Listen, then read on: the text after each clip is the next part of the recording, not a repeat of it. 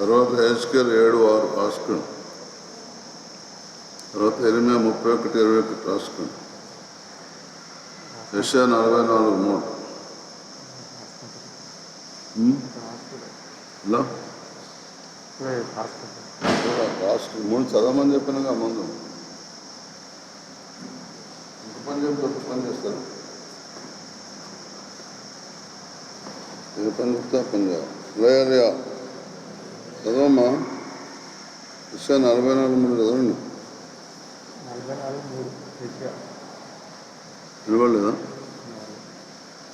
యెషయా గ్రంథము 44:3 చదవండి. ఇంకా చేయలేదా? అది కిందది కూడా స్టార్ట్ కాదు. మరి ఇప్పుడు కింద ఎవరు లేరు? నేను చెప్తాను. ఇది చేసిన 10 నిమిషాలుగా చేస్తాం.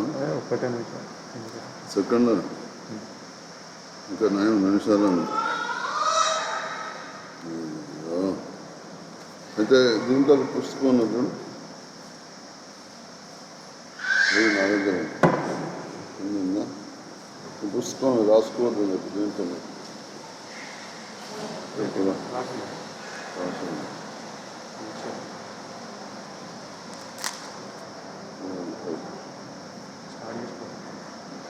దేవునికి స్తోత్రం. హల్లెలూయా.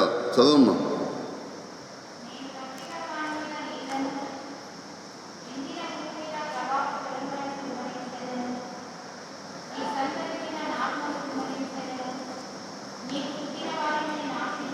కొద్దిగా సౌండ్ ఎక్కువ పెట్టుకోమంటే మైక్ దగ్గర పెట్టుకో. మైక్ దగ్గర పెట్టుకో. మళ్ళీ ఇంకా కొద్దిగా దగ్గర పెట్టుకుంటే దూరం పెడుతుంది. కొద్దిగా సౌండ్ అనే పెట్టుకున్నాం. సౌండ్ పెట్టు. నేను దీనికి పెట్టమని చెప్పాను కదా సార్. దీన్ని చదవమనండి. దీనికి ఏమాకి తీసుకొని చదవ. చదవండి. చదవండి. నేను దప్పిగల వాళ్ళ మీద నీళ్లను ఎండిన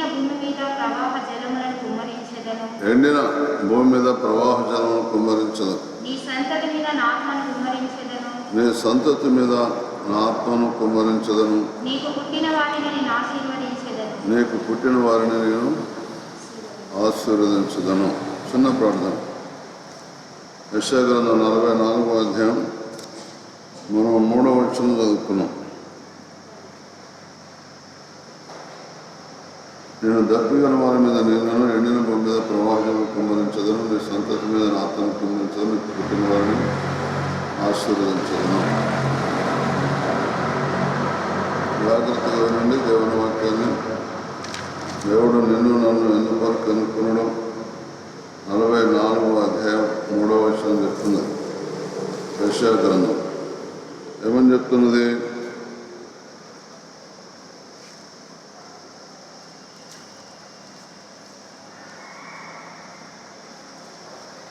ఎండిన భూమి మీద ప్రవాహ జలములు గుమ్మరిస్తుంది. నేను దప్పిగల వాళ్ళ మీద నీళ్లను గుమ్మరిస్తుంటా. దప్పి అంటే దాహం ఉండాలి. మనం దాహం అంటే ఒక కోరిక. మంచినీళ్ళు తాగాలంటే ఆగుతాం. అసలు దోపెత్తుంటే ఆగం. అక్కడ నీళ్ళు నీళ్ళు నీళ్ళు నీళ్ళు అని పరిగెత్తుతాం. అన్నానికైనా 1 రోజు 2 రోజులు 3 రోజులు 6 రోజులు అన్న ఆగొచ్చాము, కానీ నీళ్లకు మాత్రం ఆగరు. అలాగూ మనం దేవుని సన్నిధికి వచ్చిన తర్వాత ఒక భక్తుడు అంటాడు 42వ కీర్తనలో 1వ వచనం, దుప్పి నీటి వాగుల కొరకు ఆశపడినట్టు దేవాన్ని కొరకు ప్రాణం ఆశపడుతున్నది. దుప్పికి ఒక వరం ఉన్నది తెలుసా మీకు?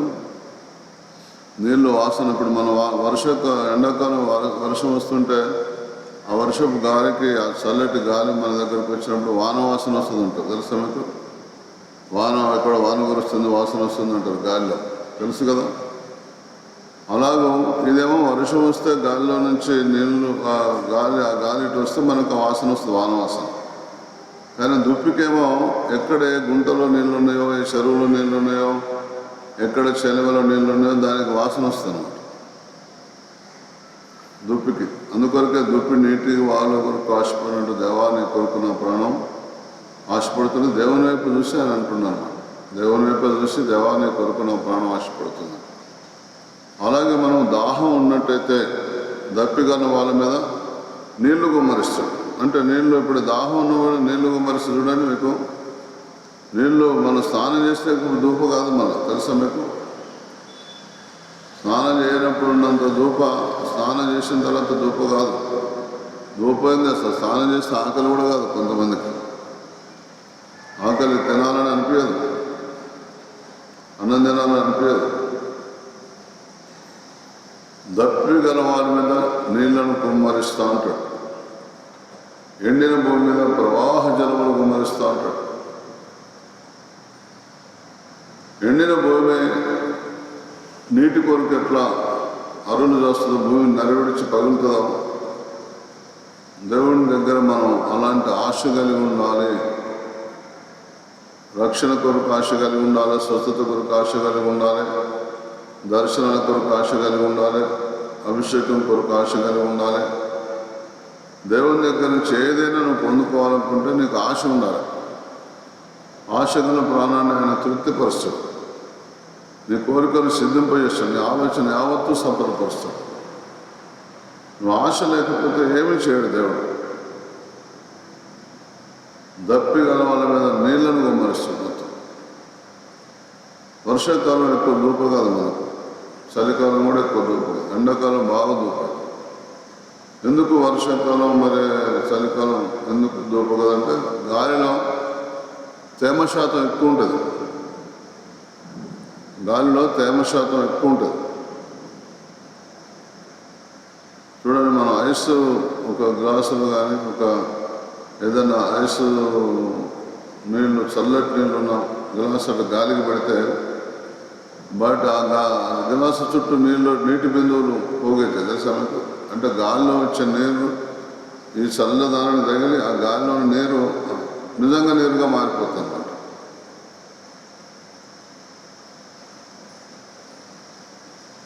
మనం ఆశ కలిగి ఉంటేనే దేవుని దగ్గర దేవుడు మనం తృప్తిపరుస్తాడు. నీకు ఆశ లేకపోతే ఎంతోమందికి యేసు దేవుడు అంటే ఆశ లేదు. వాళ్ళకి ఏమైనా పోయి బలవంతంగా నేనే దేవుడు నేను బలవి దేంట్లో దర్శనంలో కళ్ళ చెప్తున్నా, దేవుడు చెప్పట్లే. ఆశ గల ప్రాణం ప్రతి దానికి నేర్చుకోవాల్సిన ప్రతి విషయాలు కొన్ని కోట్ల విషయాలని మనం నేర్చుకోవాల్సినవి దేవుని దగ్గర. మనం పొద్దున్నే లేస్తే సంపాదనకి ఎగబడుతున్నాం, తిండికి ఎగబడుతున్నాం. ఇక దేవుని దగ్గర ఆశ లేదు. ఎంతన్నా చెప్పు, ఏమన్నా చెప్పు, ఆశ పెట్టుకోవటం లేదు దేవుని దగ్గర.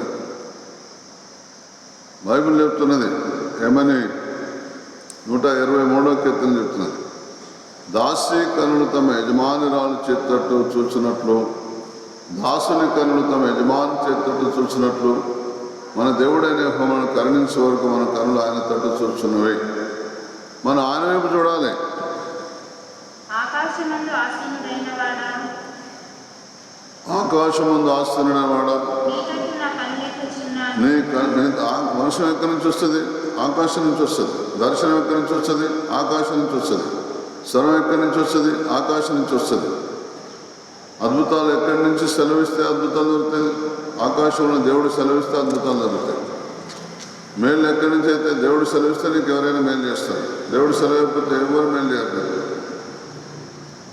ఆకాశం ముందు ఆశ్రయం వాడా, నీ తట్టు మనం వాళ్ళ దగ్గరికి ఎందుకు వెళ్తే ఆయన దగ్గరికి ఎందుకు వెళ్తాం? కనులు ధనవంతుల వైపు, అప్పు తెచ్చుకోవాలంటే అప్పు ఇచ్చే మనుషుల వైపు, అధికారుల వైపు మనం కనులు ఎత్తుతాం. అది సబబు కాదు, కరెక్ట్ కాదు. అది ఆ భక్తుడు అంటాడు, ఆకాశం ముందు ఆశ్రయం వాడాని నా కనులు నీ తట్టెత్తుచున్నాను. దాసుల కనులు అనగా మగవారు, దాసుల కనులు తమ యజమాని చేతట్టు చూసినట్లు, దాసి అంటే ఆడామె, దాసి కనులు తమ యజమానురాలు చేతట్టు చూసినట్లు మన దేవుడైన యెహోవా మనల్ని కరుణించేంత వరకు. ఏదో ప్రార్థన చేసి బుడుగ్గలు లేచిపోవటం, ఇంకా చాలా హై టెన్షన్ పనులు లోకంలో నిన్ను నువ్వు ఆ పెద్ద ఆఫీసర్ కంటే రాజుగారు దావీదు కంటే ఎక్కువ, దావీదు గారు మహారాజు కంటే మహా బిజీ. ఏం బిజీ, ఏం సంపాదన, నువ్వు సంపాదించిందంతా శాపగ్రస్తమైంది. భక్తిహీనుని సంపాదన వానికి నాశనము తెచ్చును అని రాసింది సామెతల గ్రంథం. దేవుణ్ణిలో ఉండవలసిన భక్తి ఉంచుకోకుండా ఎంత సంపాదించినా అది మనకు నాశనమే తీసుకొస్తుంది, కానీ గర్వం అహంకారం తీసుకొస్తుంది. కానీ భయభక్తులతో సంపాదించుకునేది ఎప్పుడు మనకు ఆశ్చర్యకరమే. కనుక దాసీకనుడు దాసుని కనుడు, యజమాని చేతట్టు యజమానుల చేతులు చూచినట్టు దేవుడైన యెహోవా మనల్ని కరుణించేంత వరకు, అనగా నీ సమస్య పరిష్కారం అయ్యేంత వరకు దేవుని వైపు చూడాలి. కన్నుడు ఎక్కడ చూస్తున్నాయి? నువ్వు ఇదంతా కట్టేంత వేస్ట్. ఇక్కడ చల్లగా ఉంటుంది, కింద లోపల చూడండి, ఫ్యాన్ కూడా ఉన్నది, ట్యూబ్లైట్ కూడా ఉన్నది, సాప కూడా ఉన్నది. ప్రార్థన చేసుకోమంటే ముచ్చట్లు. ఇక ఫోన్ చేతులుంటే మనిషి కూడా అవసరం లేదు, ఒక్కళ్ళు చాలు. ఇక వాళ్ళ ఒక్కళ్ళకి ఒంటరిగా జాగుంటే కాదు, ఇష్టం. ఇంతమందో ఇద్దరు ముగ్గురు ముచ్చట్లు పెట్టేటోళ్ళు, ఇప్పుడు ఎవరు అవసరం లేదు, మనకు ఫోనే ముచ్చట పెడతారు. దాన్ని మంచి కొరకు ఉపయోగించుకోవచ్చు, చెడు కొరకు ఉపయోగించుకోవచ్చు. మంచి కొరకు ఉపయోగించండి, కాన్ఫరెన్స్ కలుపుకొని ప్రార్థన చేయండి, ఇద్దరు ముగ్గురు కలిసి, ఎంత ఆశీర్వాదం. ముచ్చట్లు పెట్టిన కాడు జాలీగా పని చేయండి, ఆశ పెట్టుకొని దేవుని దగ్గర నీకు వరాలు ఇస్తాడు. ఆ వరాలతోటి ఇతర జీవితాన్ని నువ్వు చదివి చెప్పవచ్చు. వరాలతో ఇతరులకు మేలు కలిగేయచ్చును, స్వస్థతలు కలిగేయచ్చు, అద్భుతాలు కలిగేయచ్చు, సంభవింపు విషయాలు, జరిగిన విషయాలు చెప్పవచ్చును. అసలు చేయకండి. ఎండిన భూమి మీద, ప్రవాహ జలముల మీద, దప్పిగల వాళ్ళ మీద ఏం గుమ్మరిస్తాడు? నీళ్ళను గుమ్మరిస్తాడు. ఏం గుమ్మరిస్తాడు? ఆత్మను గుమ్మరిస్తాడు. నీ సంతతి మీద, నీకు పుట్టిన వారి మీద ఆత్మను కుమ్మరిస్తాడు. వారు ఆత్మ గుమ్మరించిన ఆశీర్వాదం కూడా ఇస్తాడు. ఇంకేం కావాలి అంతకు మించి? యెహోవా ఆశీర్వాదమే ఐశ్వర్యం ఇచ్చేస్తాడు. నీ పిల్లలంతా ఐశ్వర్యవంతులవుతారు. చాలా అంతకన్నా ఎక్కువేం కావాలి ఈ జన్మకు? ఇట్లా చేసుకోదు, మన చేతులు ఉన్నది. ఎవరైతే ముందు దేవుని దగ్గరికి వచ్చే రక్షకుడు దేవుడు ప్రభుని నమ్మి విశ్వాసం నుంచి బాప్తిసం తీసుకొని పరిశుద్ధాత్మ పొంది దేవుని మార్గంలో ఉన్నారో వాళ్ళని బట్టే ఇల్లంతా దీవించబడుతుంది.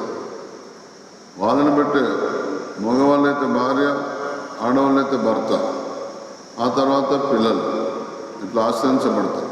ఆ తర్వాత మీ బంధువులు, దూరస్తులు అందరూ అని కూడా రాసింది బైబిల్. చదవండి అపోస్తలుల కార్యాలు 2వ అధ్యాయం. బంధువులు, దూరస్తులు అందరూ అని రాస్తుంది. మీ దూరపు బంధువులను కూడా రాసింది. పేతురు అంటాడు, మీరు వారు మనసు పొంది ప్రతివాడు యేసుక్రీస్తును బాప్తిసం పొందండి, అప్పుడు మీరు పరిశుద్ధాత్మనే. 38వ వచనం. పేతురు, మీరు మారు మనసు పొంది పాపక్షమ. పేతురు అంటాడు, మీరు మారు మనసు అంటే మనసు మార్చుకోండి, మనసు మార్చుకోండి. ఆశలు నిన్న మనం చెప్పుకున్నాం, తిండి మీద కాదు, పైసల మీద కాదు, డబ్బు మీద కాదు, ఇంకా ఆస్తి సంపద మీద కాదు మనం ఆశ పెట్టుకోవాల్సింది. మారు మనసు అంటే ఏంటంటే దేవుని విషయాల మీద ఆశ పెట్టుకుంటేనే నీకు మారు మనసు ఉన్నట్టు. ఇంకా లోక సంబంధం వాటి మీద నువ్వు ఆశలు పెట్టుకుంటే నీకు మారు మనసు లేదు. సరిగదా వాక్యం చెప్తుంది, మీరు ఆశించుచున్నారు కానీ మీకు దొరకటలేదు. మీరు పోట్లాడుదురు, మత్సరపడుదురు, నరహత్య చేయదురు, అయినా మీకు దొరకదు. నన్ను అడగాలని అంటాడు దేవుడు. కనుక అలాంటి ఆలోచనలు పక్కన పెట్టండి. దేవుని యొక్క వాక్యం చెప్తుంది. అపోస్తలుల కార్యం 2వ అధ్యాయం 38వ వచనం. పేతురు అంటాడు, మీరు మారు మనసు పొంది ప్రతివాడు యేసుక్రీస్తు పాపక్షమాపణ ప్రతివాడు యేసుక్రీస్తు నామమున బాప్తిసం తీసుకోండి, అప్పుడు మీరు పరిశుద్ధాత్మ వరమును పొందుదురు. ఈ వాగ్దానం మీకును మీ పిల్లలకును దూరస్తులందరికీ. దూరం చుట్టమండి. ఈ అబ్బాయి ఎవరంటే మావిడే కానీ చాలా దూరం బంధం.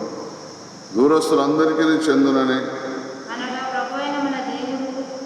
అనగా మన ప్రభువైన దేవుడు తన ఎందుకు పిలిచిన వారందరికీ చెందునని వారితో చెప్పాడు. చూసినా, నువ్వు దేవుని దగ్గర పిలువబడ్డావు, నీకు చెందుతుంది ఆ వాగ్దానం. నేను పిలువబడ్డా, నాకు చెందుతుంది ఆ మాట. లోకంలో ఉన్న మనుషులందరికీ చెందదు. దేవుడు ఎవరైతే పిలుచుకున్నో వాళ్ళందరికీ దూరస్తులందరూ అన్నప్పటికీ మన బలగం అంతా కదులుతుంది, మన బంధువులందరూ కదులుతారు. దూరస్తులు అన్నప్పటికీ దగ్గరస్తులు ఉండరా? అంతమంది మారుతారు. నేను మా బంధువులు దూరస్తులు వరంగల్లో నమ్ముకుంటే నాకు ఏమో సంతోషమైంది. మన చిన్నాళ్ళు అయితే వాళ్ళు దేవుని నమ్ముకున్నారు. వాళ్ళ ఇంటికి పోతే ఏమో ఆనందం అంటే ఆనందం అనిపించింది. దూరస్తులందరూ నమ్ముతారు అవసరం తెలుసా? దయచేసి అసలు చేయకండి. దేవుని కృప మీ మీద ఉంటుంది, దేవుని దయాదాక్షలు మీ మీద ఉన్నాయి. ఎజ్రా గ్రంథం 7వ అధ్యాయం 6వ వచనంలో చెప్తుంది.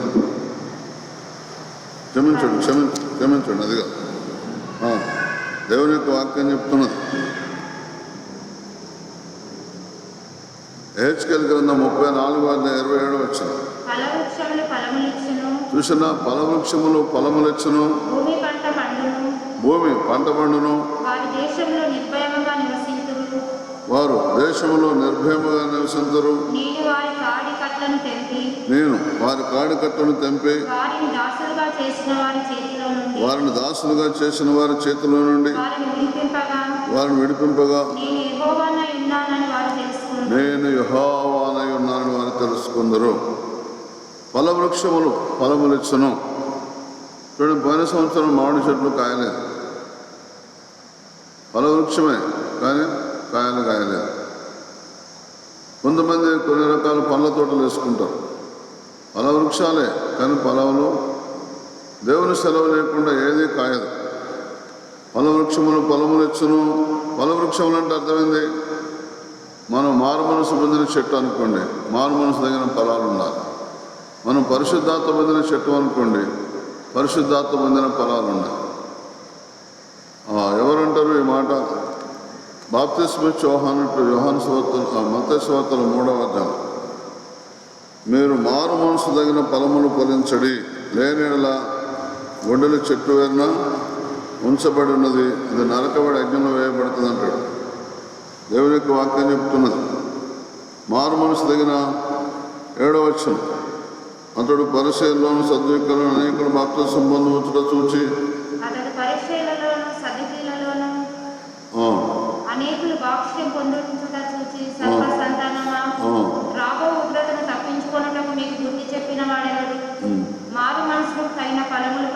అదే ఫలవృక్షం. మారు మనసు తగిన దేవుళ్ళలోకి వచ్చినామంటే మనందరం మారు మనసు పొంది బాప్తిస్మం తీసుకున్నామంటే ఫలాలు ఫలించాలి. మారు మనసు తగిన ఫలాలు ఏంటి? అబద్ధం ఆడొద్దు, డబ్బులు వడ్డీకి ఇవ్వద్దు, నిరపరాధులు చెరపడానికి లంచం పుచ్చుకోవద్దు, వింటున్నారా? కొండలు లేపొద్దు, ఈ అక్క సంగతి ఆక్కకు, ఆక్క సంగతి ఆక్కకు, ఈ అమ్మ సంగతి ఆమెకు, అమ్మ సంగతి ఈ అన్న సంగతి ఇట్లా కొండలు చెప్పకూడదు. ఈ చెడు విషయాలన్నీ ఎంత మాత్రం కూడా మనం చెప్పకూడదు. చెడు విషయాలు కాదు, మంచి విషయాలు కూడా చెప్పకూడదు. నిజంగా జరిగిన విషయాలు కూడా ఇంకొకరు చెప్పకూడదు. మారు మనసు తగిన ఫలాలంటే 15వ కీర్తన అంతా మారు మనసు తగిన ఫలాలే. ఈ విధంగా కనుక నువ్వు నడుచుకుంటే నువ్వెన్నడూ కదిలింపబడవు అంటాడు 15వ కీర్తనలో. కనుక దయచేసి ఇప్పటి నుంచి ఆ ఫలవృక్షములు ఫలములిచ్చను. తర్వాత ఫలవృక్షములు హెజ్కేల్ 34:27 ఫలవృక్షములు ఫలములిచ్చను. భూమి అంటే సంఘం భూమికి సాదృశ్యంగా ఉన్నది. భూమి ఫలించాలి. ఇప్పుడు నుంచి అన్ని సంఘాలు ప్రార్థన చేస్తున్నాయి. అన్ని సంఘాలు ఒక భయం పేర్కొన్నది హృదయంలో. దేవుడు సూచనలు సంకేతాలు వాళ్ళకి అర్థమవుతున్నాయి.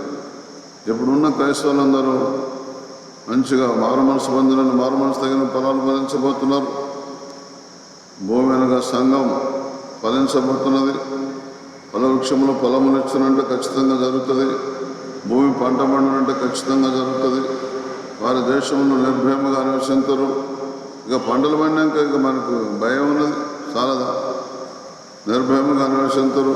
నేను వారి కాడి కట్టను తెంపి వారిని దాసులుగా చేసిన వారి చేతుల నుండి వారిని విడిపింపగా నేను యెహోవానని వారు తెలుసుకుందరు.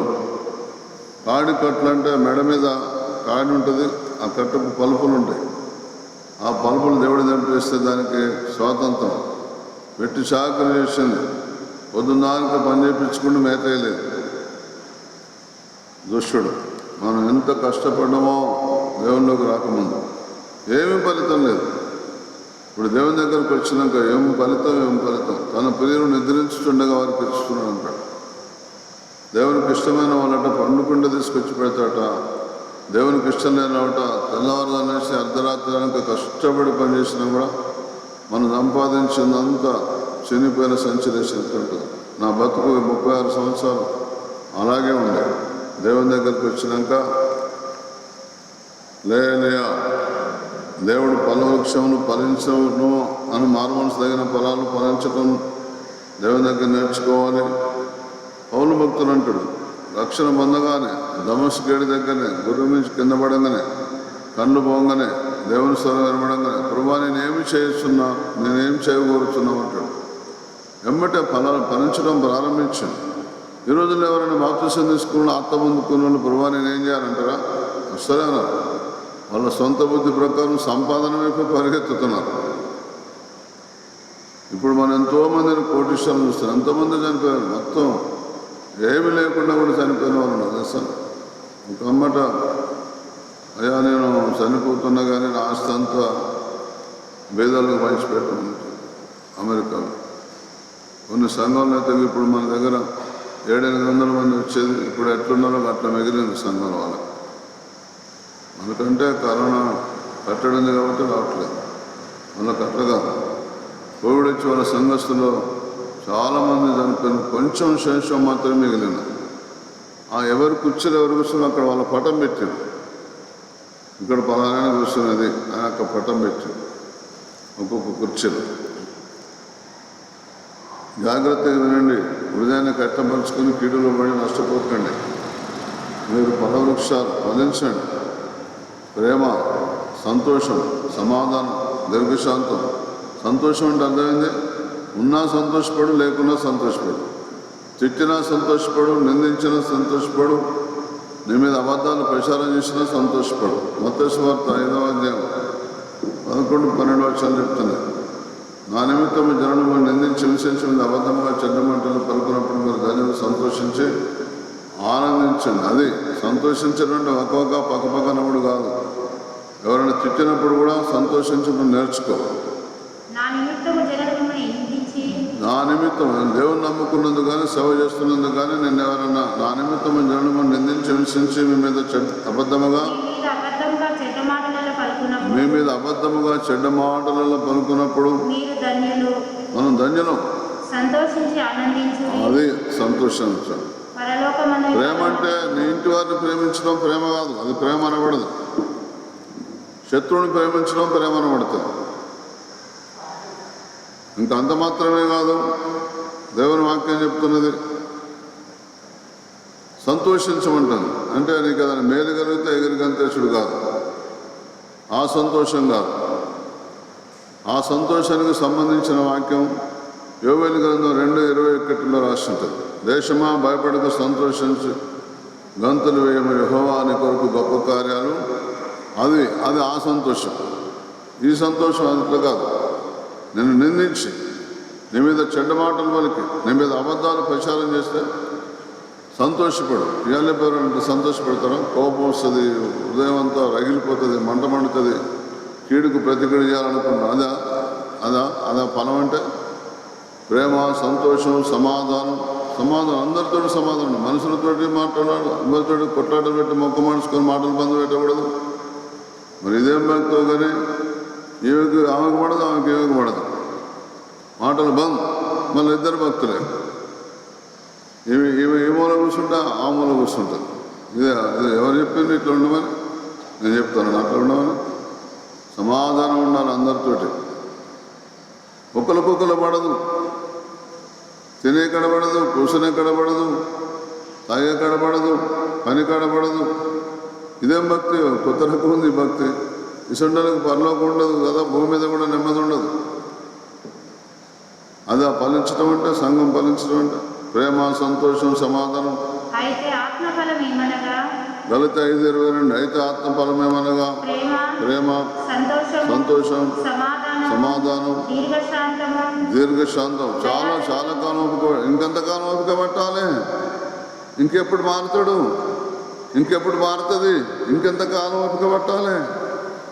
ఇక నేను నీతో సంసారం చేయలేను, ఇక నేను నీతో కలిసిమెలిసి ఉండలేను. అబ్బో మొదటి నుంచి గిట్లయితే నేనేమవుతాను, ఇప్పుడు రోజు రోజుకి ఇంకెక్కువ అవుతుంది అంటారండి కొంతమంది. మొదటి నుంచి అంటే ఇట్లా లేదట, మొదట మంచిగానే ఉన్నారట, మరి ఇప్పుడేమొచ్చిందో.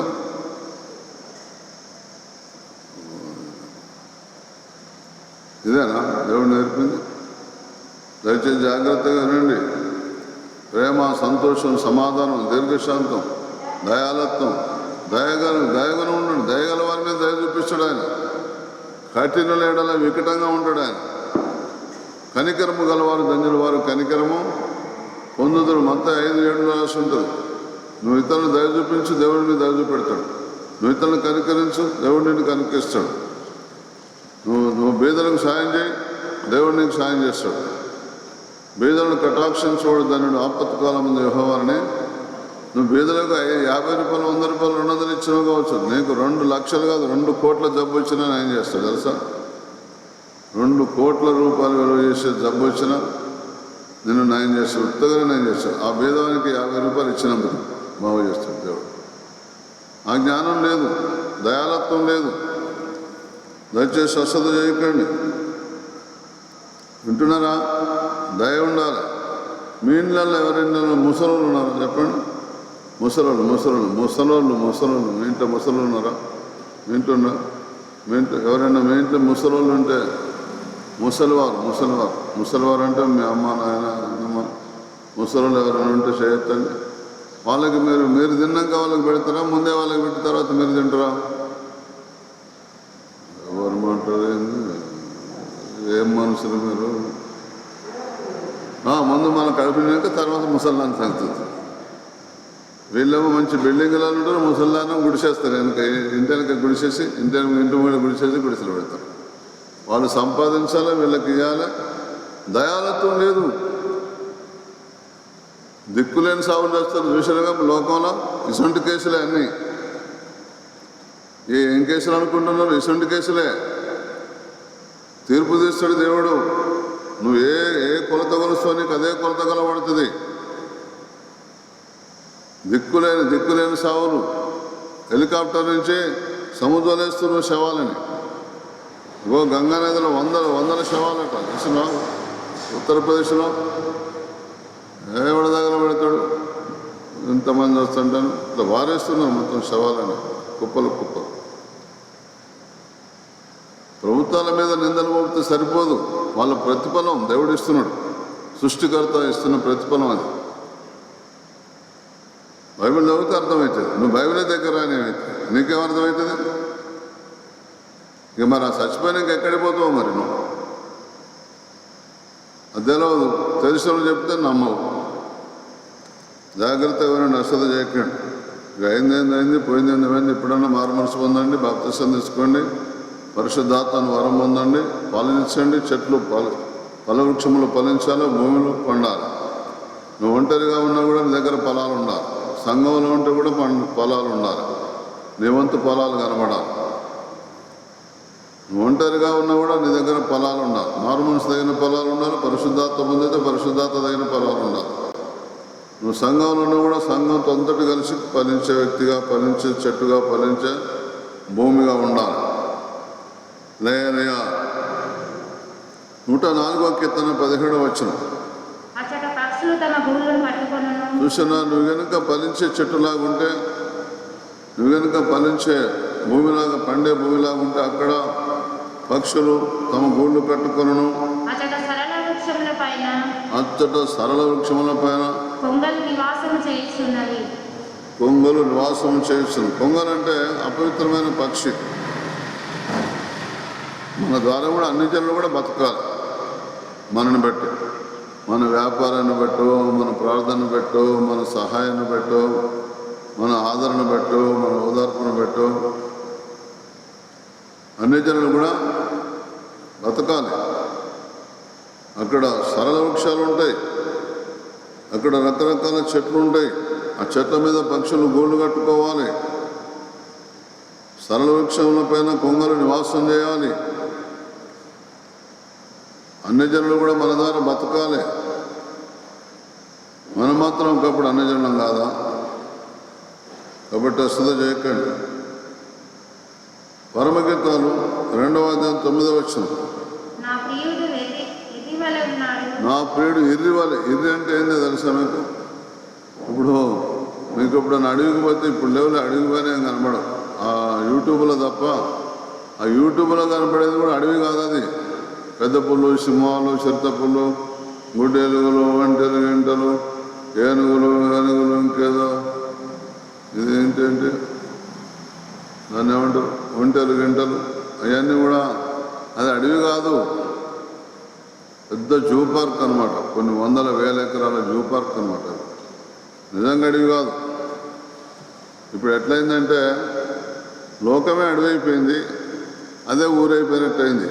వాటికే కింద జాగా చుట్టూ ఫెన్సింగ్ పెడతారు. లోపల అన్ని పులులు, సింహాలు రకరకాలే ఉంటాయి. ఇక చెత్తపుల్లు, గత్తపుల్లు. ఇక దాంతోనే జింకలు తోలుతారు. ఇక ఈ పాపం సచ్చడి చేస్తాయి, పీక్క తింటే తప్పించుకుంటాయి. అట్లా ఆ షూటింగ్ ఎట్లా చేస్తారు అనుకుంటున్నారు? కెమెరాలు కింద అక్కడ పెట్టి, ఒక డబ్బాలకు కెమెరా పెట్టి, దానికి వీల్స్ పెట్టి, రిమోట్ కంట్రోల్ పెట్టుకొని, ఇక్కడో కెమెరా, అక్కడో కెమెరా, ఎక్కడో కెమెరా ఉంటే అవి రాత్రిపూట పవర్ఫుల్ కెమెరా అనమాట. ఇక అవి చేసినవన్నీ రికార్డు అన్నిటిని కలుపుతారు. ఒకటి కలిపి మనం పెడతారు. వాళ్ళు నిజంగా అక్కడ పోయి చేసింది కానీ కాదు. జాగ్రత్తగా వినండి. అచ్చట పక్షులు తమ గుళ్ళు కట్టుకున్నతడు సరళ వృక్షముల పైన కొంగలు నివాసము చేయుచున్నవి. నీ ద్వారా, నా ద్వారా అనేకులకు మేలు కలగాలి. మానవ జాతికి మేలు కలగాలి.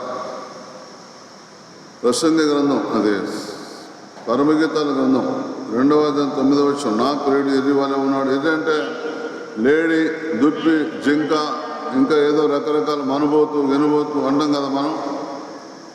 కొండ గొర్రెలు, కొండ మేకలు అంటాం, తెలుసా మీకు? అలాగే ఒక జాతి జంతువు అనమాట. దాన్ని ఎర్రి అంటారు. నా ప్రియుడు ఎర్రి వలె ఉన్నాడు. అవి ఎంత ఆరోగ్యంగా ఉంటాయి తెలుసా? అవి ఎంత చురుకుదనంగా ఉంటాయి తెలుసా? నా ప్రియుడు ఎర్రి వలె ఉన్నాడు, లేడి పిల్ల వలె ఉన్నాడు. ఇక ఎర్రి అంటే అర్థం కాదని లేడి పిల్ల వలె ఉన్నాడు. అదిగో మన గోడకు వెలిగా. వెలి అంటే మన భాష మనకు అర్థం కాదు. వెలి అంటే సున్నం, గోడకు సున్నం కొట్టిండు.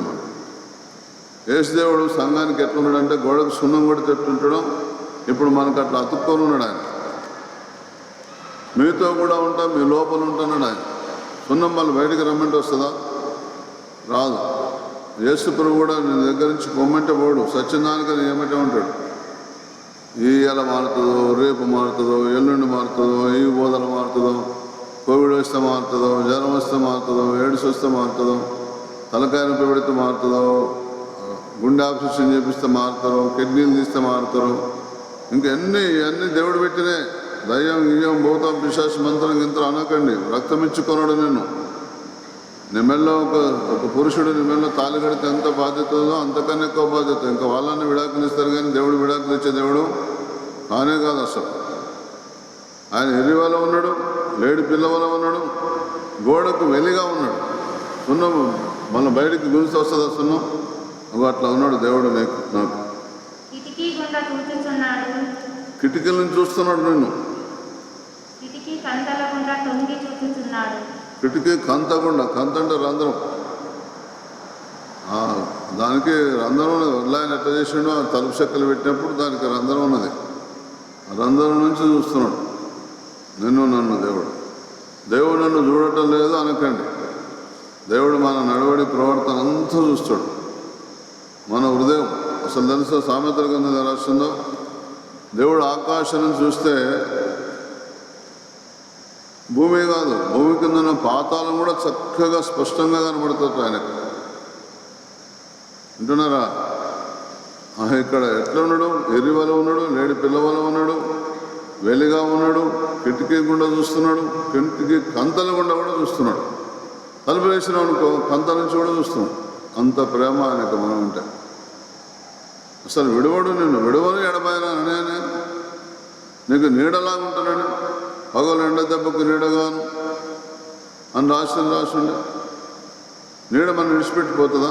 అట్లా ఉంటాడు దేవుడు. మనం ఎప్పటి వరకు ఉంటాడు? సత్యందానుకో ఉంటాడు. నువ్వు మారు మనసు పొంది చేస్తావా పరలోకం తీసుకుపోతాడు, మారు మనసు లేకుండా చేస్తావా విడిచిపెట్టిపోతాడు, ఏడుచుకుంటూ వెళ్ళిపోతాడు, మళ్ళీ వెళ్ళిపోతాడు, దయ వచ్చి పాతాల్లోకం తీసుకెళ్తాడు. అట్లుంటుంది.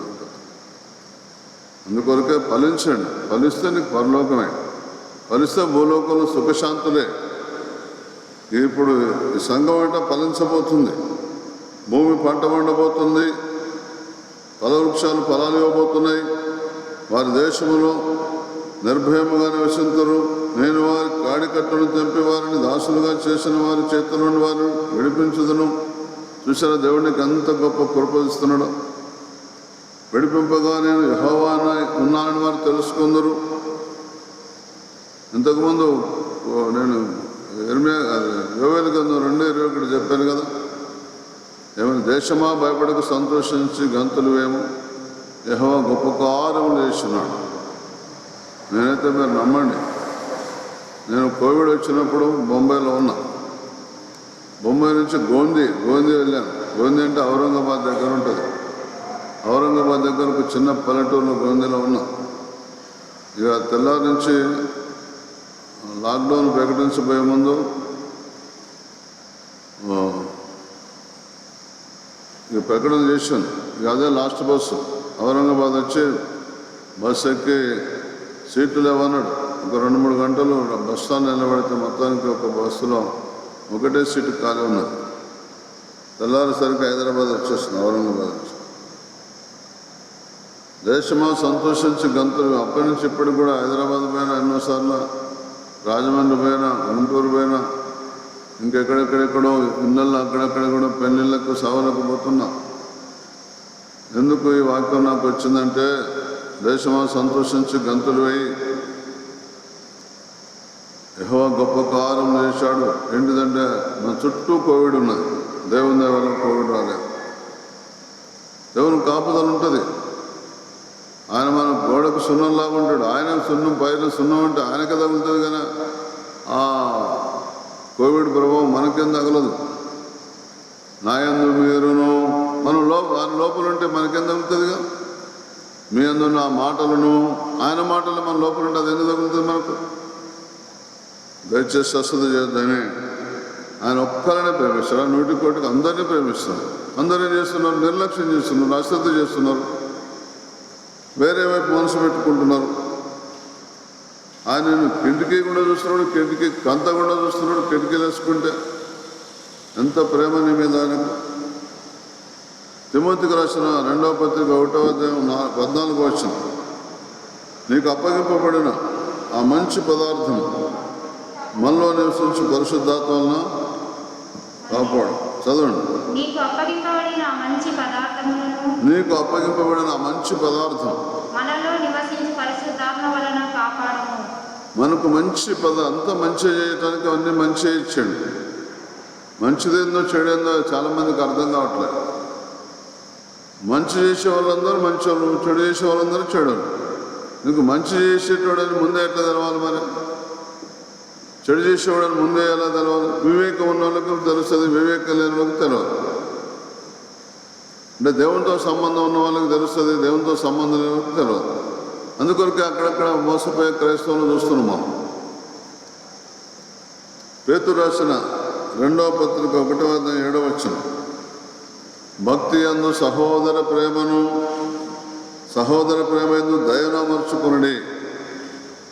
పేతురు రాసిన 2వ పత్రిక 1:7, భక్తి యందు సహోదర ప్రేమను. భక్తి యందు సహోదర ప్రేమను. చెప్పండి, భక్తి ఉంటే సరిపోదు, నీ తోటలను ప్రేమించాలి. ఒక్క భక్తి ఉంటే సరిపోదమ్మా. సహోదర ప్రేమ యందు దయ. నీకెందుకు బాప్తిసం ఇవ్వట్లేదు? నేను భక్తి ఉంటుంది కావచ్చు, బోర్ల బండి ఏడుస్తూ కావచ్చు, కన్నీరు లోడోలాడి ఏడుస్తూ కావచ్చు, కానీ పక్కామని ఓరవు నువ్వు అసలే. ఇప్పుడు ఒక దగ్గరకు వచ్చి నీకు నిలబడి ఎట్లా మాట్లాడుతూ చూడు, మళ్ళీ చెప్పడు. అక్కడ కెమెరా పెట్టాలి, నేను చెప్తే అర్థం కాదు. అక్కడ కెమెరా పెట్టాలి, ఒక ఆమె చెట్లు ఆనుకోవాలి. ఎట్లా చూస్తుందో చూడు మళ్ళీ.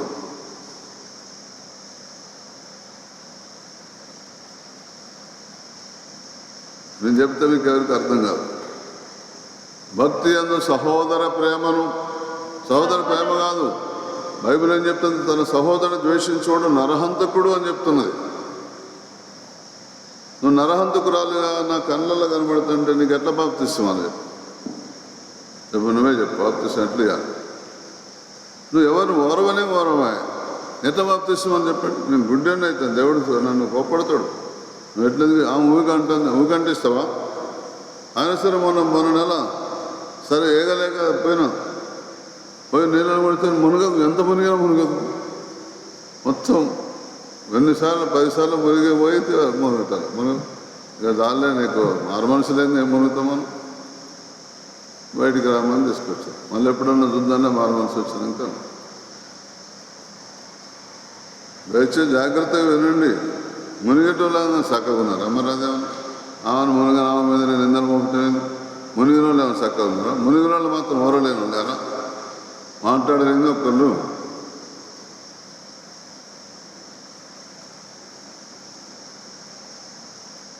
భక్తి ఎందు సహోదర ప్రేమను, సహోదర ప్రేమ ఎందు దయను అమర్చుకోనండి. సహోదర ప్రేమ ఎందు దయ చూపించండి. ప్రేమిస్తే సరిపోదు. నిన్ను ప్రేమిస్తున్నా అంటున్నావు. వాళ్ళకి మీరు టిఫిన్ తీసుకొచ్చింది ఎవరు నీకు తినడానికి, నువ్వు ఒక్కరే మొత్తం పొట్ట నింపుకున్నావు, పక్కనే పెట్టలేదు. ప్రేమిస్తున్నా అంటే ప్రేమించినోడు పెట్టడం. ప్రేమనుడు కొంత బైబిల్లో రాసింది, నీతిమంతుడు తన ఆహారంలో కొంత బీదలకు ఇచ్చును అని రాశాను సామెత గ్రంథం. చూసిన నీతిమంతుడు తన ఆహారంలో కొంత నిరుపేదలకు ఇస్తాడు. కొంత కాదు, నేను కళ్ళారు చూసిన అంత ఇచ్చిండు. ఒక ఆయన రైల్వేలో కూర్చొని అన్నం పొట్ల విప్పుకొని తిందామని అన్నీ ఇట్లా పొట్ల వంత తిప్పండి ఇట్లా తెలిసిండు. కిటికీల నుంచి ఒక ఆయన బక్కటైన గడ్డమంతా మాసిపోయింది, బట్టలన్నీ మాసిబట్టలు బక్కగా కడుపంతా లోపలికి పోయినది. నాకు ఒక ముద్ద పెట్టవా అని ఇట్లా చేదట్టాడు. ఆయన పొట్ల మళ్ళీ మనిషి ఆ కిటికీల నుంచి పొట్ల మొత్తం ఆయనకి ఇచ్చిండు. ఒక ముద్ద కూడా తిండి, ఒక మెద్దు కూడా తిండి. నిజంగానే అనుకున్నా అప్పుడే కనుక కడపూరం మోగిందంటే ఆయనకు గ్యారంటీ పరలోకం. ఆయన అన్యజనుడు కానీ, బొమ్మలకు మొక్కేటోడు కానీ, రాళ్ళకు మొక్కేటప్పుడు రోడ్డు కానీ, రప్పలకు మొక్కేటోడు కానీ. ఇక్కడ ఏం చెప్తుంది? భక్తిలో సహోదర ప్రేమ ఉండాలి. సహోదర ప్రేమలో దయ ఉండాలి. దయ లేకపోతే నీ భక్తి అనబడదు, నీ బాప్తిసం అనబడదు, నీ పాటలు అనబడవు, నీ వాక్యం అనబడదు, నీ బోధ అనబడదు. ఏదైనా సరే నువ్వు ఏ స్థితిలో, నువ్వు ఏ స్థానంలో నువ్వు అది స్థానం అనబడదు. అసలు భక్తిలో సహోదర ప్రేమ ఉండాలి. సహోదర ప్రేమలో దయ ఉండాలి. దయ లేకపోతే నీ భక్తి అంత ఉత్తదే.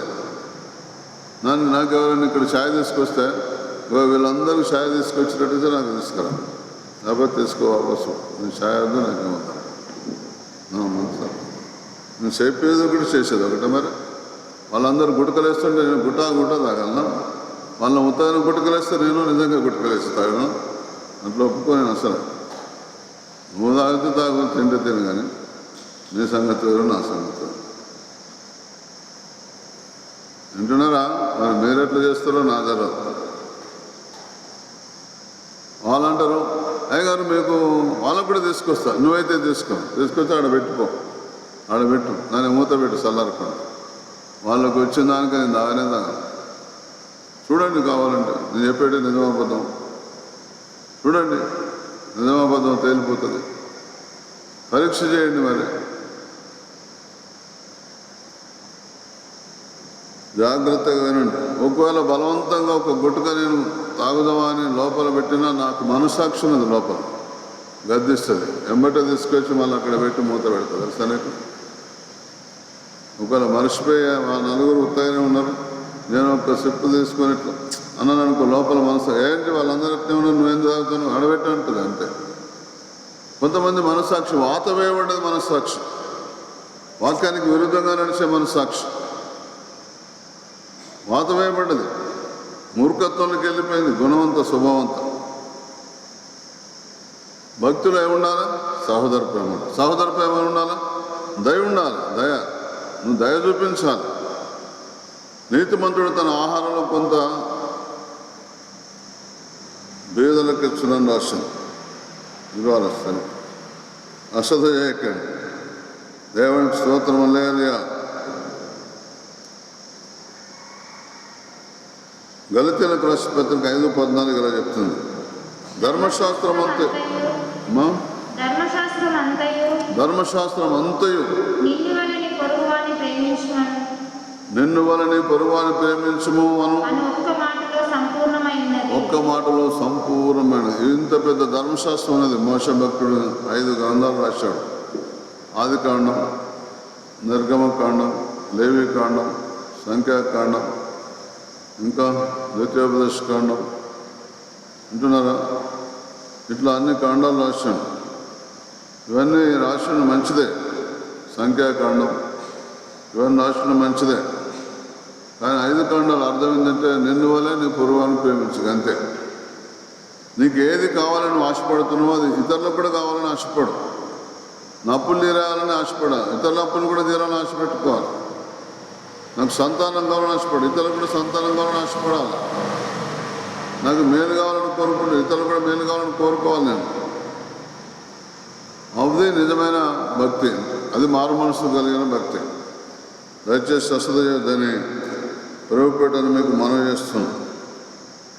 సామెతల గ్రంథం 24:25 చెప్తున్నది. న్యాయముగా తీర్పు తీర్చాలి. ఎవరి దగ్గర పెద్ద మనుషుల దగ్గర న్యాయంగా మాట్లాడాల్సి వస్తే, తీర్పు తీర్చాల్సి వస్తే న్యాయంగా తీర్పు తీర్చాడు. అన్యాయంగా తీర్పు తీర్చాడు. అయ్యవాడు మనోడైనా కొద్దిగా చూసుకో, మనోడిని అనకూడదు. మనోడైనా మనోడైనా న్యాయంగా మాట్లాడాలి. న్యాయంగా తీర్పు తీర్చడానికి మేలు కలుగును. క్షమకరమైన దీవెన అటు వారి మీదకి వచ్చును. మీరు ఎక్కడైనా తీర్పు తీర్చాల్సిన సందర్భం వస్తే న్యాయంగా తీర్చండి, అన్యాయంగా తీర్పు తీర్చకండి. అప్పుడు క్షేమకరమైన ఆస్తులు మీ మీదకి రావు. నీకు మేలు జరగదు, కీడే జరుగుతుంది. కనుక ఎప్పటి నుంచి అయినా కొంచెం మారండి. రోమపత్రిక 3:4 నీ మాటలలో నీవు నీతిమంతుడుగా తీర్చబడినట్లును నీ మాటలలో నీవు నీతిమంతుడుగా తీర్చబడినట్లును నీవు వాద్యమాడినప్పుడు గెలిచినట్లును అని రాయబడిన ప్రకారం ప్రతి మనుషుడును అబద్ధికుడగును గాని దేవుడు సత్యవంతుడు కాక తీరడు. చూసిన దేవుని యొక్క వాక్యం చెప్తున్నదా? నీ మాటల్లో నేను నీతిమంతుడుగా తీర్చబడినట్లును నీవు వాద్యమాడినప్పుడు గెలిచినట్లును అని రాయబడిన ప్రకారం ప్రతి మనుషుడు అబద్ధికుడు అవును కానీ ప్రతి మనుషుడు అబద్ధికుడు అవును కానీ దేవుడు సత్యవంతుడు కాక. మనం గెలవం అందుకొరకే. వాద్యాల్లో ఓడిపోతున్నాం, మాటల్లో దేవునికి దుఃఖం కలిగిస్తున్నాం, మనుషులకు దుఃఖం కలిగిస్తున్నాం. నీ మాట నీతిమంతుడుగా అంటే దేవుడిచ్చిన మాటే పలకాలి, వేరే మాట పలకొద్దు. వేరే మాటలు పలుకుతా నీతిమంతులు అనబడరు. మీరు దేవుని మాట తప్ప నా యందు మీరును మీ యందు నా మాటలు నిలిచిన మీకు ఏది ఇష్టం అడు. ఎందుకు మనకి ఇష్టం వచ్చింది ఎందుకు ఇవ్వట్లేదు దేవుడు? మన మాటలు వేరే, చేతలు వేరే, మాటలు వేరే. అలా చేయకండి. హెబ్రీ పత్రిక 11:2 దానిని బట్టి పెద్దలు సాక్ష్యం పొందుకున్నారు.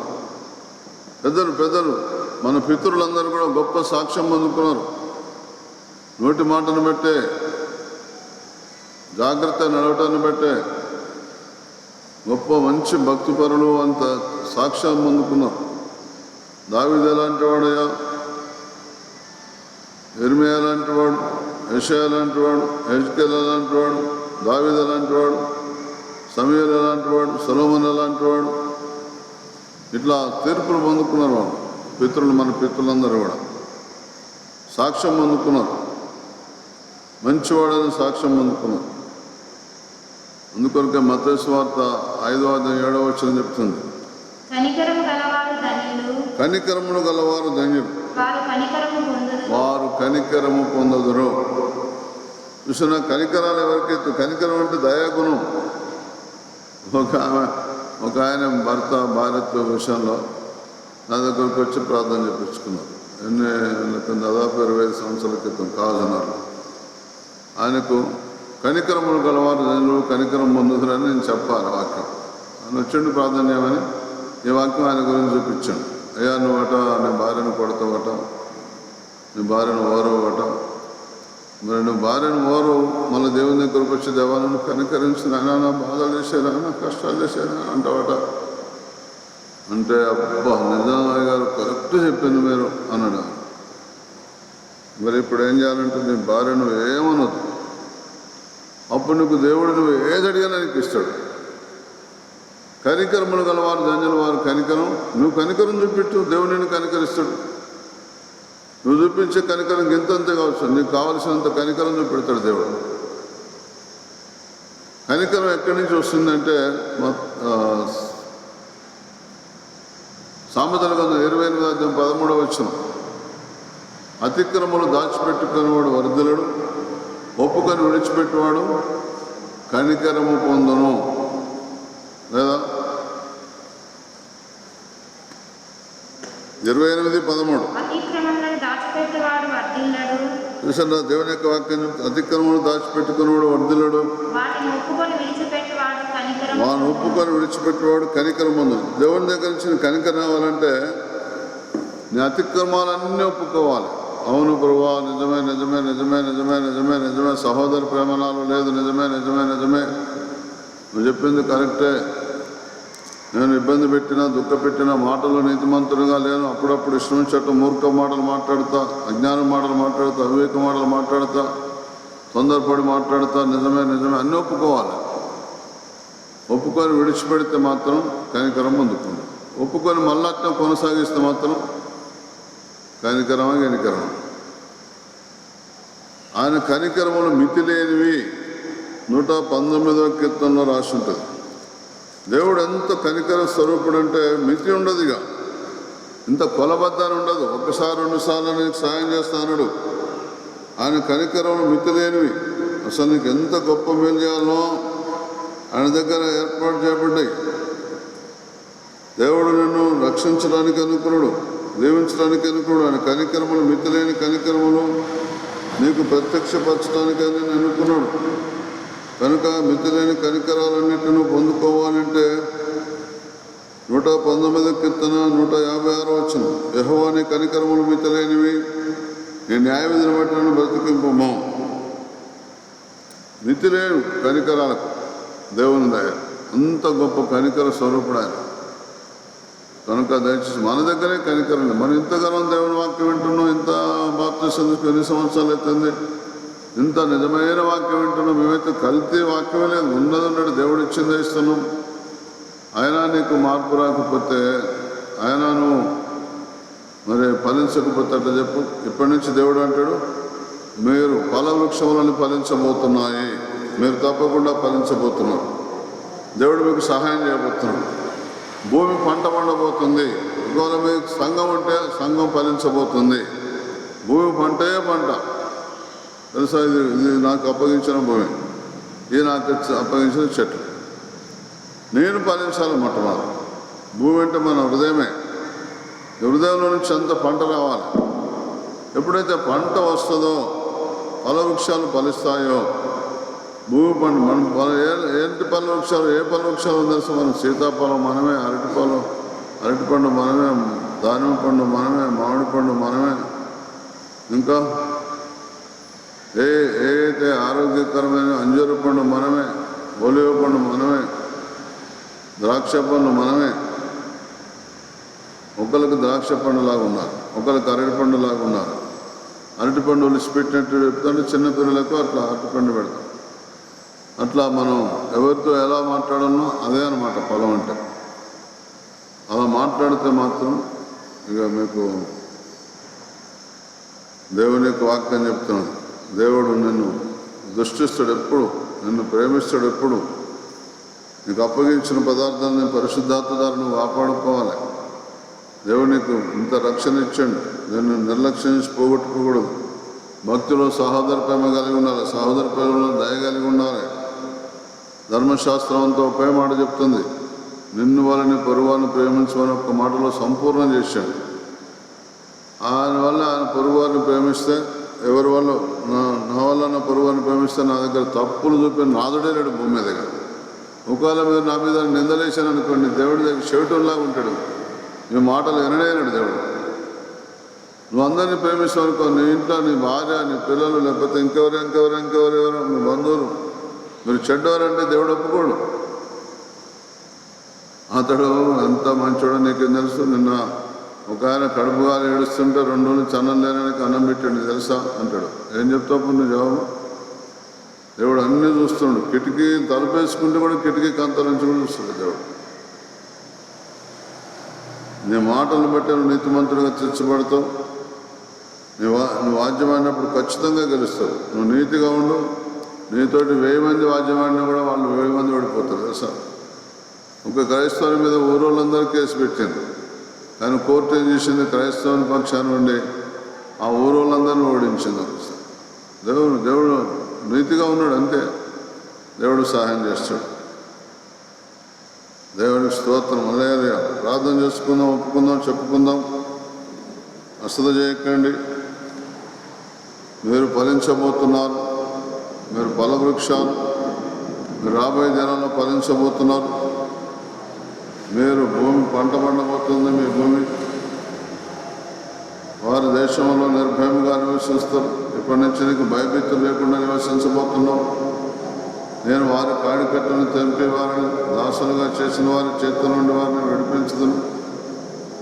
నేను యెహోవానైనాను అప్పుడు తెలుసుకుందాను. నీకు దేవుడు స్వాతంత్రం ఇవ్వబోతున్నాడు. దేవుడు నీ కొరకు మేలు సిద్ధపరిచాడు. దేవుడు నీ కొరకు ద్వారాలు తెరిచాడు. ఎవరి చేతిలో ఇప్పటి వరకు నువ్వు దాస్యపు జీవితం జీవించినావో దేవుడు విడిపించబోతున్నాడు. నేను మెడకట్లు విప్పుతున్నాడు ఆయన. దేవుడే మెడకట్లు విప్పితే ఇంకా బాధలు ఎందుకుంటాయి? దేవుడే నిన్ను జోక్యం చేసుకొని మెడకట్లు విప్పుతుంటే ఇంకా నీకు చికాకులు ఎందుకుంటాయి? దేవుని కృప నీ మీద ఉన్నది, దేవుని దయ నీ మీద ఉన్నది, ఆయన కనికరం నీ మీద ఉన్నది, ఆయన కటాక్షం నీ మీద ఉన్నది, ఆయన వాత్సల్యత నీ మీద ఉన్నది. సహోదరి